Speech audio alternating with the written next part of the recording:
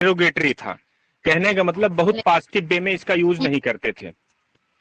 कहने ये जो है इसका ये यूज नेगेटिव सेंस में करते थे, जैसे किसी का मजाक उड़ाना है तो उसके लिए टर्म यूज होता था, किसी जो है किसी का। तो ये टर्म आपका देखिए एट फर्स्ट ये माइक बंद करो एक बार आप। स्टार्टिंग में ये टर्म आपका डेरोगेट, बाद में इसको जो है आर्किटेक्चर में या जो है इन सब चीजों में, पेंटिंग में, इनमें जो है मतलब लगाया गया। तो अब जब ये आर्ट आया तो आर्ट कला में आप कौन सी ऐसी चीज देखोगे कि वो आपको लगेगा ये बारूक है। जैसे लैंग्वेज में है तो लैंग्वेज में है तो आप बारूक समझ गए। कलाकारी में जैसे क्या है, बारूक उसको बोलते हैं जैसे उसमें आर्क जो है आर्क बने हों, और उसमें आप देखेंगे कि जो है जो कहने मतलब ज्यादातर इटालियन जो कलाकारी होती थी। एक बार माइक आप लोग बंद कर लेते तो ठीक रहता। अब यहाँ से दोबारा आके माइक बंद करना पड़ता है तो बड़ा अच्छा नहीं लगता है।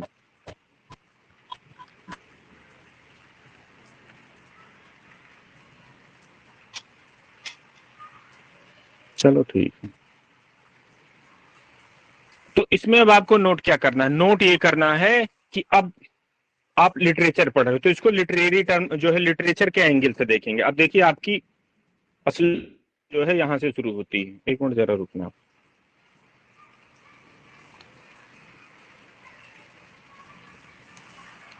इसमें जितने अच्छे वाले महानुभाव हैं, एक चीज जरूर ध्यान दें, जो बीच में डिस्टरबेंस आता है तो आदमी बैक जाके उसको बंद करना पड़ता है। तो वो सिचुएशन आप क्रिएट ना करो कि हमको क्लास जो है बंद करूं फिर जाके आपको म्यूट करूं। ये जो आपका जो टर्म था लिटरेचर में इसको अप्लाई किया गया था, तो आप इसको लिटरेचर में पहचानोगे। जैसे पेंटिंग में था तो लोग वो कहने का मतलब पेंटिंग में आप उसको रोमन वाली स्टाइल में जो चीज बनी होती थी। रोमन स्टाइल क्या चीज होता है, जैसे रोम की बिल्डिंगें आपने देखा है, उनका घर भी बनता है तो उसमें जो है आयत पे या जो है चौक पे जो है ज्यादा फोकस दिया जाता है। उनके अगर जो वो भी बनेंगे आर्क बनेंगे तो वो दूसरी स्टाइल के बनते थे, समझ रहे हैं। आर्क उनके बनेंगे तो आर्क में राउंड देने के बजाय नुकीलापन उसमें ज्यादा लगाया जाता था। और जो वो कहते हैं कि जैसे मोटी दीवार होती है गांव में दिया हुआ रखने के लिए, गौखा आप काटते हो, गौखा का मतलब जो है खाना समझ सकते हो। तो उसमें क्या होता है, खानों पे डिजाइन बनती थी। मोटी दीवार में आप जहां जैसे पुराने जमाने में दीवार जगह दीपक रखने के लिए दीवार में स्पेस बनाया जाता था, दीवार के अंदर ही वो सिचुएशन आप ना समझ पा रहे हो, तो उसमें भी नक्काशी की जाती थी के आधार पे। तो वो चीज जो है बारूक के अंतर्गत मानी जाती है। अब आ जाओ लिटरेचर पे। लिटरेचर पे कि डेरोगेटरी सेंस में जो है यूज किया जा रहा है, तो अपमान मतलब करने के लिए, तो सेम वही चीज लिटरेचर पे भी अप्लाई होती है। जैसे आप किसी का मजाक उड़ाना हो और आपको जो है भोड़े शब्द नहीं यूज करने हैं, तो आप क्या करेंगे, अरे इतने प्रचंड विद्वान हैं जिसका कुछ हिसाब किताब नहीं।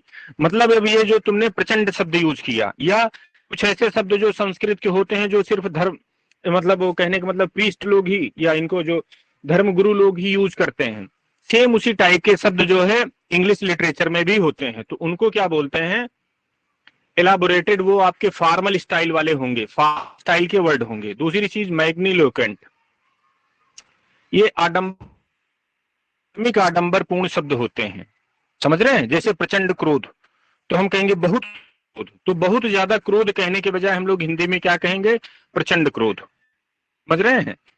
या कोई डिस्क्रिप्शन, अगर जो हमको किसी के रथ का भी डिस्क्रिप्शन करना होगा तो हम उसके बताएंगे उसके घोड़े इतने इतने बड़े बड़े थे, मतलब उसका भी घोड़े का भी डिस्क्रिप्शन अगर जो हमको करना होगा तो मैं उसको जो है अच्छा खासा बढ़ा चढ़ा के, या जो धार्मिक भाषा होती है जो धर्म उपदेशों में लोग यूज करते हैं उसकी शैली को आप यूज करेंगे।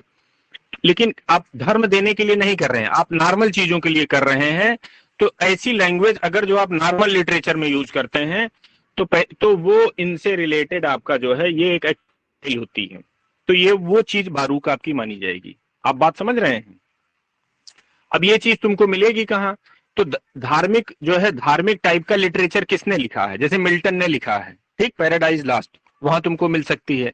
और बताओ धार्मिक लिटरेचर किसने लिखा है, तो जो जो धार्मिक टाइप के जो है राइटर थे, अगर जो उन्होंने नॉर्मल लिटरेचर भी लिखे हैं कुछ रिलीजन से संबंधित, तो वहां ये जाएगी, वहां की स्टाइल बारूक होगी। क्योंकि आप नॉर्मली ये बताओ, जैसे कोई भी रिलीजन हो तो कोई भी रिलीजन का व्यक्ति अपने रिलीजन को हल्का नहीं बताता है। तो रिलीजन को आप अपने फोकस वाला बताने के लिए, सुपर बताने के लिए आप कौन से शब्द यूज करेंगे? तो जाहिर सी बात है, जन सामान्य में जो शब्द यूज होते हैं आप वो शब्द यूज नहीं करोगे। आप उनसे जो ऊपर क्लिष्ट टाइप के जो शब्द होते हैं या जिनका सिर्फ जो है प्रवचनों में यूज होता है, आप उस टाइप के शब्द यूज करेंगे। बात समझ रहे हैं मैं जो बताना चाह रहा हूं? तो इंग्लिश में इस टाइप आपको कहां मिलेगा? देखो मिल्टन की पैराडाइज लास्ट में आपको मिल रहा है, समझ रहे हैं? और इसका जो है कुछ हद तक आगे और कुछ चीजों में जो है इनका मिल रहा है, जहां तक ये सब सारी चीजें होती हैं ये होता है। अच्छा, दूसरी चीज इसमें कुछ एक दो क्वेश्चन आपके ऐसे भी यहां से भी बन सकते हैं।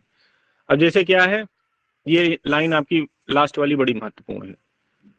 ये जो टर्म बारूक है derived from Spanish and Portuguese. देखो दो पे ध्यान देना, सिर्फ तुम जोर देते हो आगे भूल जाते हो। बात समझ रहे हैं? इसका शब्द है और नेम्ड अ पर्ल। ये क्या चीज होता है? बारूक वहां एक पर्ल होता है, समझ रहे हैं? स्पेनिश पोर्टुगीज लैंग्वेज में बारूक वहां एक जो है आपका पर्ल होता है। और उसकी शेप कैसी होती है? रफ एंड इरेगुलर शेप, भद्दा सा होता है। और इरेगुलर शेप कहने का मतलब कोई रेगुलर शेप उसकी नहीं होती है। जैसे हम आपको बोले कि बुक की शेप कैसी होती है, तो तुम बोलोगे आयताकार। हमने पूछा कि एप्पल की शेप कैसी होती है, तो आप बोलोगे राउंड होता है। अब इरेगुलर क्या चीज होती है? इरेगुलर वो चीज होती है कि उसका तुम शेप फिक्स ना बता पाओ। अब जैसे मैं आपसे पूछूं कि ये जो वो धान वान के खेत में पुआल यूज होता है, तो पुआल की शेप कैसी होती है? या कुछ ऐसी, आप आटा गूंथने के बाद उसकी शेप कैसी हो सकती है, आप बताओ? तो जिसका शेप तुम क्लियर समझ ही ना पाओ, उसके कुछ उदाहरण तुमको पता चला जो है लंबे वाले मिल जाए, उसी के कुछ उदाहरण आपको जो है पता चला एकदम राउंड वाले मिल जाए। जैसे कुछ आलू एकदम गोल होते हैं, कुछ आलू आपके लंबे हो जाते हैं, तो आलू की शेप भी इरेगुलर बोली जाएगी, है? तो सेम उसी वैरायटी की चीज, कोई लंबी निकल रही है, कोई गोल निकल, आयताकार निकल रही, कहने का मतलब वो उसका शेप फिक्स ना हो। जैसे बिस्किट, तो बिस्किट में या तो राउंड वाला आता है या तो चौकोर वाला आता है। हालांकि ये मैं मतलब एग्जैक्ट उदाहरण नहीं बता रहा हूँ, सिर्फ आपको समझाने के लिए बता रहा हूँ कि रेगुलर शेप क्या है, इरेगुलर शेप क्या है। रेगुलर शेप वो शेप होती है कि जिसमें आपके कंसेप्ट पहले से क्लियर है। जैसे मैं किसी चीज का नाम लूं, जैसे एप्पल, तो आपके दिमाग में गोल ही आएगा, चौकोर नहीं आएगा। अब जब जैसे मैं बोलूं बिस्किट, तो बिस्किट कुछ बिस्किट या तो गोल होंगे या तो आपके चौकोर होंगे। अगर जो कुछ गोल हो रहे हैं कुछ चौकोर हो रहे हैं, तो आप इसको इरेगुलर की श्रेणी में डाल सकते हैं, समझ रहे हैं?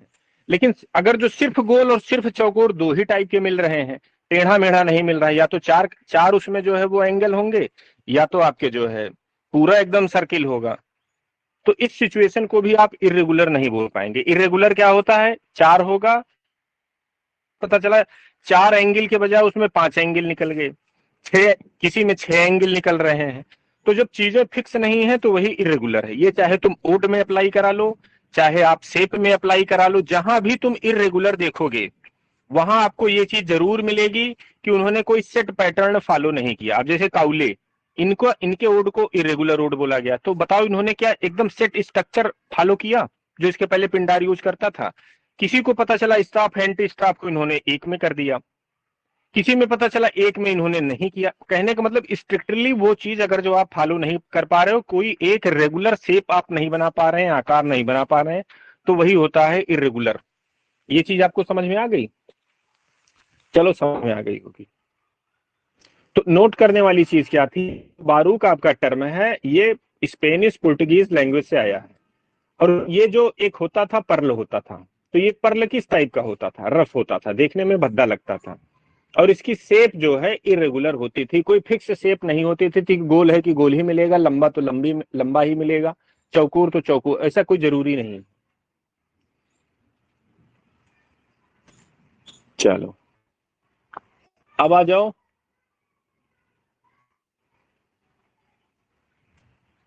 बाथोस एंटी क्लाइमेक्स। देखो बाथोस एंटी क्लाइमेक्स नॉर्मली एक ही चीज जैसे आपको दिखती है। बाथोस क्या होता है? जैसे पहले आप इसको शेप से समझो, एक मैंने बहुत बड़ा रखा, फिर उसके बाद इससे छोटा रखा, फिर इससे छोटा रखा, फिर इससे छोटा रखा। ये सिचुएशन अगर जो आप वर्ड के माध्यम से सेट करते हैं, बहुत बड़ी, फिर उससे छोटी, फिर उससे छोटी, फिर सबसे छोटी, तो इसी को आप बाथोस बोलते हो। उल्टा कर दो, यही बाथोस हो जाएगा। बड़ा आलू, उससे छोटा आलू, उससे छोटा आलू, उससे छोटा आलू, मतलब डिसेंडिंग ऑर्डर। अब जैसे मैं बताऊं कि वो आदमी खड़ा था, वो आदमी बैठ गया, बैठा मतलब ये ऐसे हाफ हो गया, मतलब ये खड़े पे इसकी लंबाई इतनी, बैठा मतलब हाफ, लेट गया और लेटने के बाद मर गया। ये चीज अगर जो ये चीज मैं सेंटेंस में ऐसे सेट करते चला जाऊं, स्टैंड, सिट, लाई, डेथ, मीन निकालो, बड़ा, फिर उससे छोटा, फिर उससे छोटा, लास्ट में खत्म। इसी सिचुएशन को आप बाथोस बोलते हैं, इसी सिचुएशन को आप एंटी क्लाइमेक्स बोलते हो। बाथोस और एंटी क्लाइमेक्स में थोड़ा सा का अंतर होता है, बात समझ रहे हैं? थोड़े सा का क्या अंतर होता है ये आपको यहां मिल जाएगा।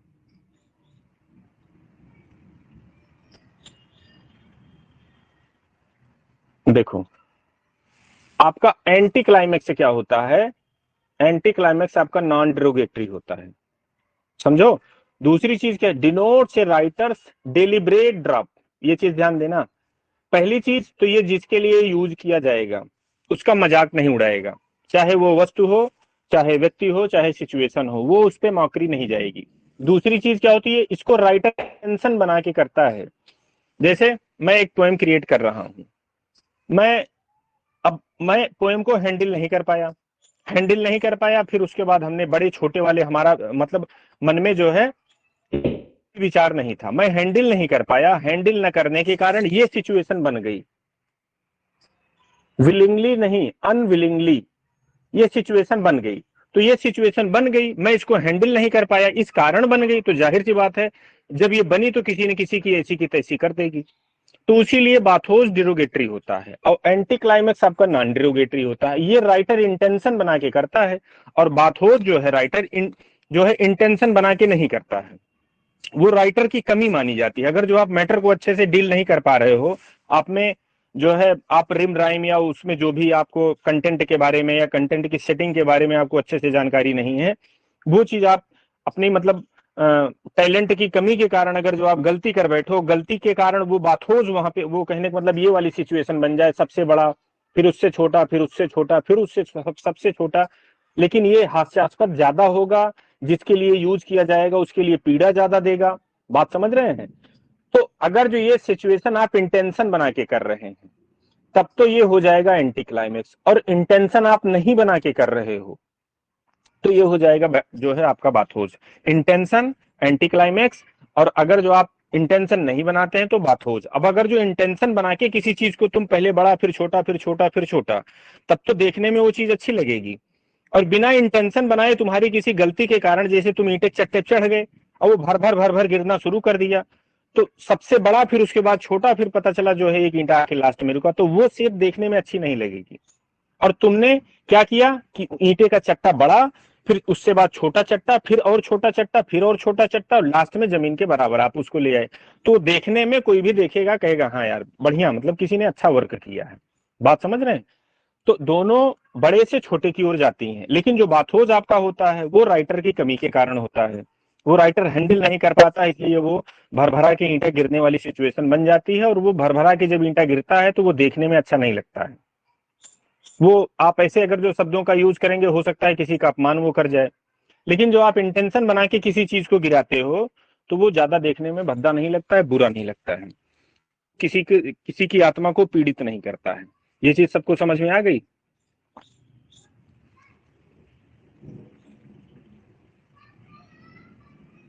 अब देखो बीट राइटर से क्या है, पहले बीट का मतलब समझो। बीट का मतलब क्या होता है? पीटना। अब ये लोग क्या पीटते थे? तो चला जैसे तुमने कोई मूवी वूवी देखी होगी, मूवी देखा होगा, बीच के किनारे का सीन है, शरीर एकदम उनकी खाली है और एकदम पूरा ब्लैक, हपसी, हपसी का मतलब जैसे निग्रो, और उसके बाद अच्छी खासी उनकी फिजिक बनी है, बॉडी बनाए है, नीचे खाली एक तौलिया लपेटे हैं, हाथ में दो डंडा लिए है और बड़ी वाली ढोल रखा, ढम ढम ढम ढम पीट रहा है। कुछ मूवी में हमने देखा है, अगर जो आप दिमाग दौड़ाओगे आपके सामने भी वो सिचुएशन पहुंच जाएगी। बीट राइटर्स इसी इसी टाइप के थे। अब नॉर्मली आप दिमाग लगाओ, अर्धनग्न अवस्था में कौन हो सकता है? सामान्य आदमी हो सकता है कि असामान्य आदमी हो सकता है?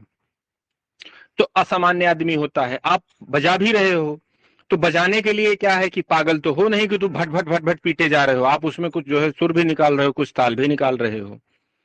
और अर्धनग्न क्यों हो गए? अर्धनग्न जो है कोई प्रतिष्ठित आदमी, सभ्य आदमी अर्धनग्न तो होगा नहीं। तो जाहिर सी बात है या तो अपने जो है कोई ना कोई ड्रग्स लिया है, कोई ना कोई आपने नशा किया है। अब जैसे जिसको नाचने वाचने का न पता हो तो सादिम लोग नाचते हैं, तो कुछ लोग कहते हैं भैया बिना पिए तो मैं नाच ही नहीं सकता हूं। तो पीते क्यों हैं? पीते इसलिए हैं कि अब वो नाचने में उनकी शर्म खत्म हो जाती है। तो जब शर्म खत्म हो गई तो वो डांस करना शुरू कर दिए, नाचने लगे। कुछ लोगों को हो सकता है डांसिंग में उनको शर्म आती है, मैं उनकी सिचुएशन बता रहा हूँ। तो अर्धनग्न अवस्था में अगर जो आप ढोल पीट रहे हैं तो उसके लिए क्या कि आप पता चला कि या तो चिलम मारे होंगे, या तो गांजा मारे होंगे, या तो आप कुछ ना कुछ जो है ड्रिंक व्रिंक किए होंगे या ड्रग्स लिए होंगे। ये बीट राइटर्स टोटल वही है। ये एक नंबर के नशेड़ी हैं, एक नंबर के भंगेड़ी हैं, एक नंबर के गजेड़ी हैं, और एक नंबर के समझ लो लंपट हैं कि ड्रग्स ले लिए। अब उसकी जो ड्रग्स लेने के बाद इनके मन में जो फीलिंग है, उस फीलिंग को ये लिटरेचर में व्यक्त कर रहे हैं। समझ रहे हैं? ड्रग्स लेने के बाद किसी के साथ इन्होंने जो है फिजिकल रिलेशनशिप बनाया, उसकी इन्होंने मतलब उसमें रचना कर दी। समझ रहे हैं? तो लिटरेचर बताओ कैसा बनेगा? लिटरेचर बनेगा इनका कूड़ा कबाड़ा वाला। और लिटरेचर ये ज्यादा दिन चल भी नहीं पाया। ये चीज आप समझ गए? तो इनका लिटरेचर कैसा होगा? एंटी सोशल होगा, एंटी मारलिया होगा। तो जितनी अच्छी वाली चीज है सबके साथ एंटी लगा दो, वही ये बन के तैयार बेटा हो गए। अब इनको देख लेना, वही सब सारी चीज तुमको मिलेगी। और 1950 दशक से 1960 दशक तक ये लोग चले थे। देखो, anti establishment, anti political, anti intellectual. भाई गांजा भांग पी के जब तुम कोई लिटरेचर लिखोगे तो क्या उसमें तुमको इंटेलेक्चुअलिटी जो है नजर आएगी?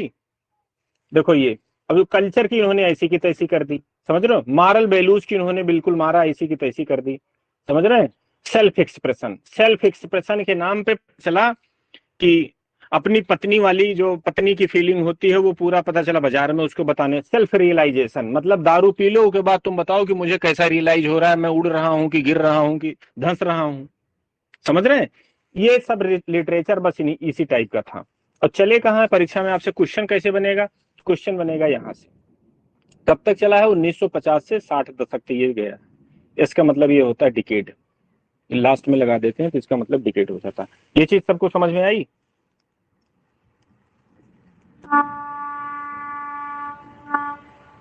अब आ जाओ बायोग्राफी पे।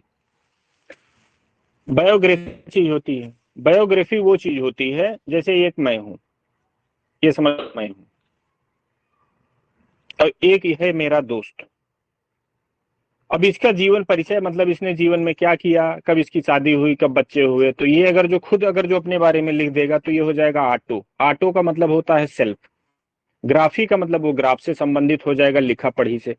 तो जब आप अपने बारे में आप खुद अपनी चीज व्यक्त कर रहे हो तो हो जाएगा ऑटोग्राफी। बायो, तो बायोग्राफी कहने का मतलब दूसरा, बिलिंगुअल, बी आपने उसमें कुछ इस टाइप का देखा। तो ये दूसरे के द्वारा जब किसी का जीवन लिखा जाता है तो वही चीज होती है बायोग्राफी। समझ रहे हैं? होता जीवन परिचय ये भी है, लेकिन ये दूसरे के द्वारा लिखा जाएगा तो ये हो जाएगी आपकी बायोग्राफी।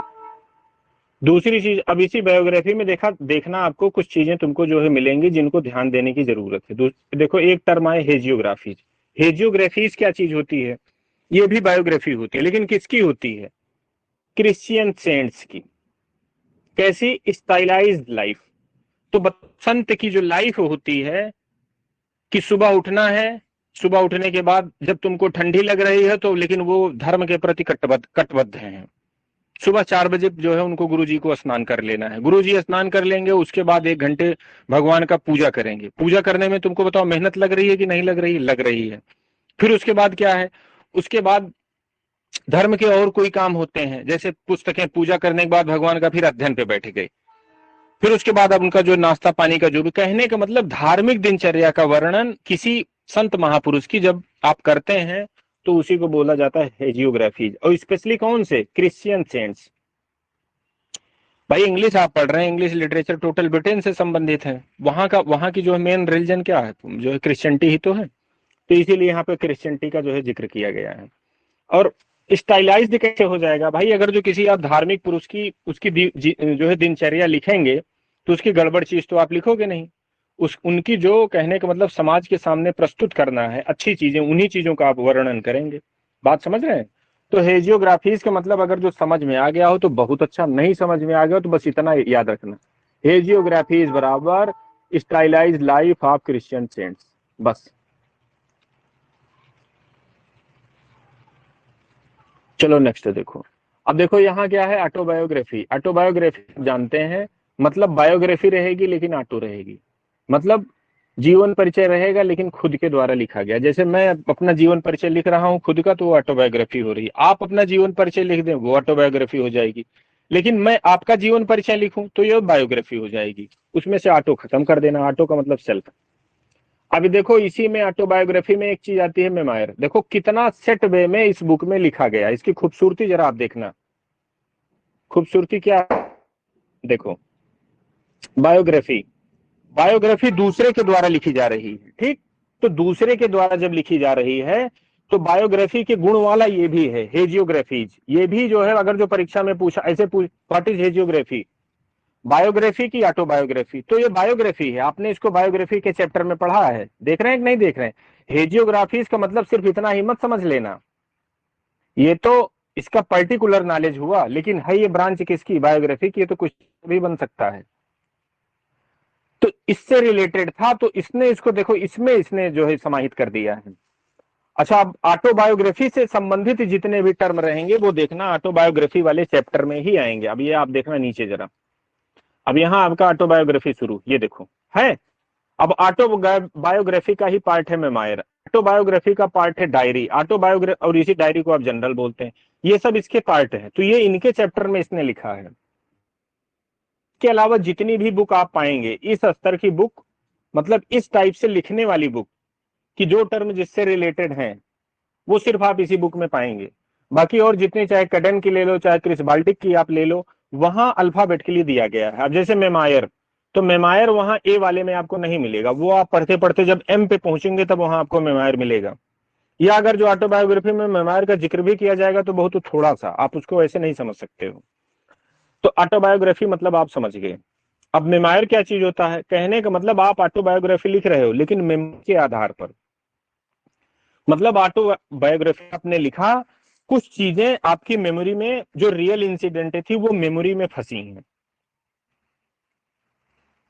तो अगर जो आपका,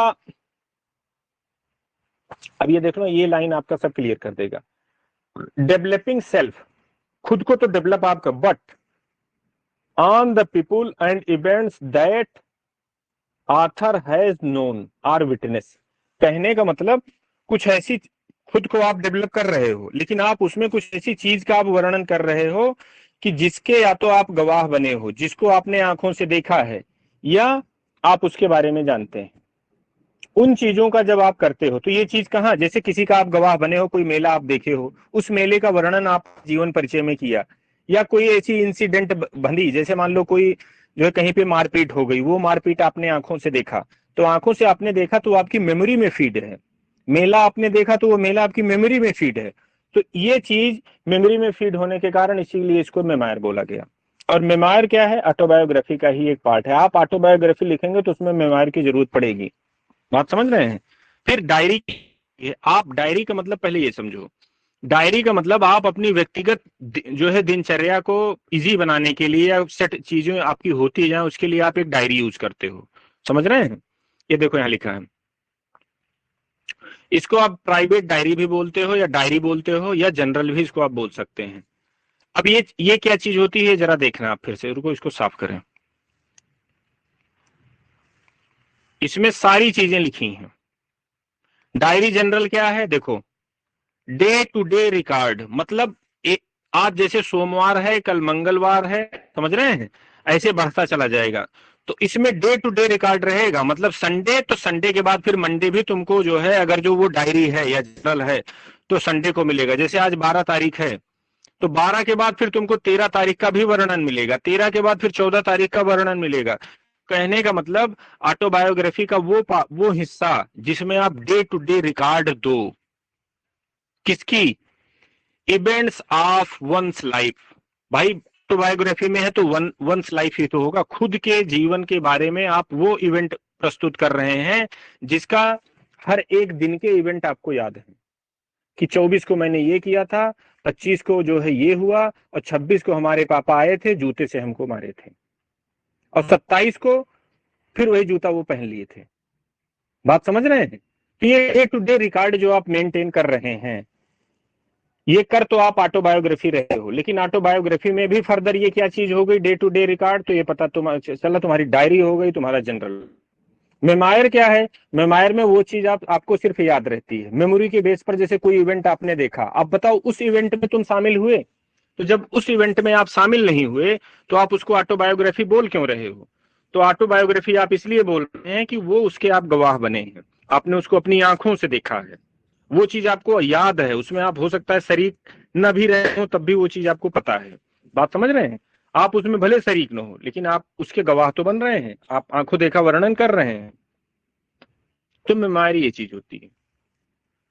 यहां किसी को कोई कंफ्यूजन हो तो बताना।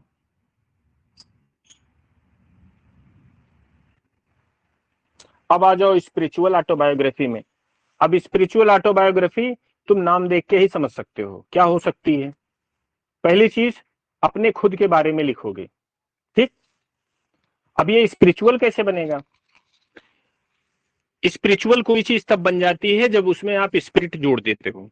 स्पिरिट क्या चीज होती है? स्पिरिट जो है ये धर्म की टोटल बात होती है। आत्मा परमात्मा तुम कहाँ सुने हो? धार्मिक पुस्तकों में सुनो होगे, चाहे वो आपकी हिंदू की हो, चाहे मुस्लिम की हो, चाहे जिसकी, ये सब बात उन्हीं पे होती है। तो पहली चीज ये स्पिरिचुअल ऑटोग्राफी क्या चीज हो गई? रिलीजन से संबंधित चीजें हो गई। समझ रहे हैं? तो ये देखो क्या लिखा है, crucial experience in Christian autobiography.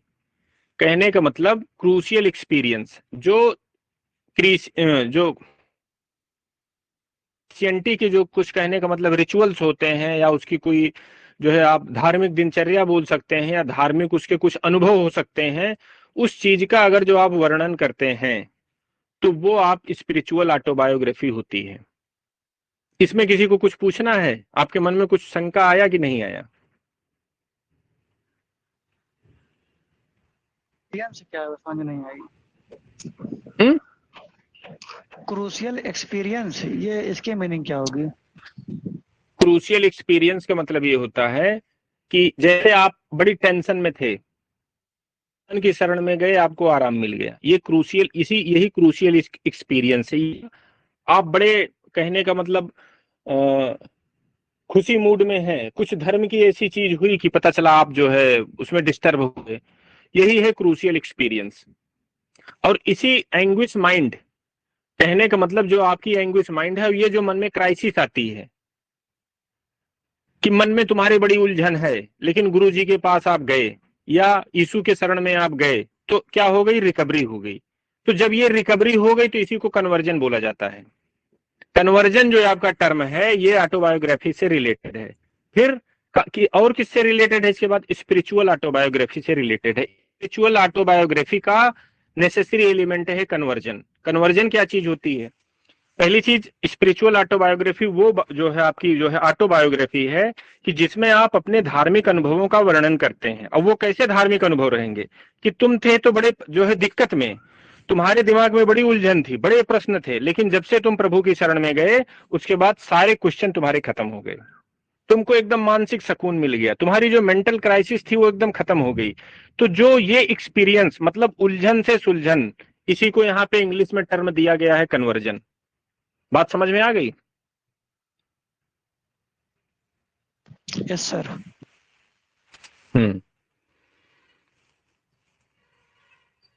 देखो कितनी आनंददायक चीज, कितना आनंद मिलता है। अब black art movement, black art movement ये आपका आपके सिलेबस में जरूरी नहीं है। क्यों जरूरी नहीं है? कि आप पढ़ क्या रहे हो? ब्रिटिश लिटरेचर, ठीक। ज्यादातर चीजें आपके जो है ब्रिटिश से ही संबंधित है। हालांकि अगर जो एलटी वाले पढ़ना चाहें तो मैं इसको पढ़ा सकता हूं, लेकिन हम सोचेंगे कि आज इसको यहीं किया जाए क्योंकि बारिश वारिश और लाइटनिंग बहुत तगड़ी यहाँ पे चल रही है। तो अब जैसा आप बताओ, अगर आप बताओ तो इसको जारी रखा जाए या बताओ तो बंद किया जाए।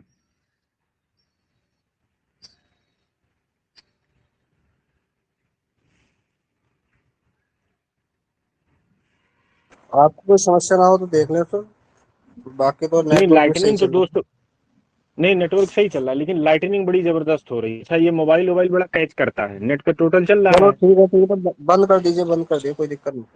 हाँ हाँ हाँ हाँ, वही मैं भी चाह रहा था कि इसको थोड़ा ये करिए, कल इसको करेंगे। अच्छा ये बताओ, ये ब्लैक आर्ट मूवमेंट इसको पढ़ाया जाए कि ना पढ़ाया जाए? बता एलटी के दीजिए सर, परस्पेक्टिव से ये लगातार जरूरी ऐसा है है, ना, आप सर आप सर लेकिन रिकॉर्डिंग एलटी कर के रहे लिए टीजीटी जरूरी है वालों के लिए, हैं। हाँ एलटी के लिए जरूरी है, टीजीटी वालों के लिए जरूरी नहीं है। चलो ठीक है, कल इस लोग चर्चा करते हैं। लेकिन ब्लैक आर्ट मूवमेंट नॉर्मली ऐसे आप समझना चाहो, ब्लैक एस्थेटिक मूवमेंट क्या है, या जो है ये ब्लैक आर्ट मूवमेंट क्या है, तो ब्लैक का मतलब क्या चीज होती है? ब्लैक का मतलब क्या है बताओ? काला। ब्लैक का मतलब, हाँ काला। तो काला का मतलब काले लोग, तो कहने को ऐसा लिटरेचर जिसमें काले लोगों को वरीयता दी गई हो, काले लोगों की बात की गई हो, काले लोगों को उत्थान की बात की गई हो। वो काले लोग हैं को, तो काले लोग निग्रो हैं, तो निग्रो मिल कहाँ रहे हैं? या तो तुमको अफ्रीका में मिल रहे हैं, या तो अमेरिका में मिल रहे हैं। ये देखो लिखा भी वहीं पर है। और मिलने को तो तुमको और देशों में मिल रहे हैं, लेकिन कहने का मतलब यहाँ बहुतायत में है। तो African American literature specially based on negroes. तो बस यही हो गया ब्लैक आर्ट मूवमेंट, कोई नई चीज नहीं है, लेकिन इसको डिटेल में, इसमें चीजें कुछ और छोटी छोटी हैं, वो समझने के लिए बहुत जरूरी है। तो कल मैं आपको जो है उसको नोट कराता हूँ, ठीक है, कि किस टाइप के कल्चर थे, इनका जो है मोटो क्या था, कि इन सब चीजों पे। चलो ठीक है, फिर आज इसको यहीं तक सीमित करते हैं। थैंक यू भाई।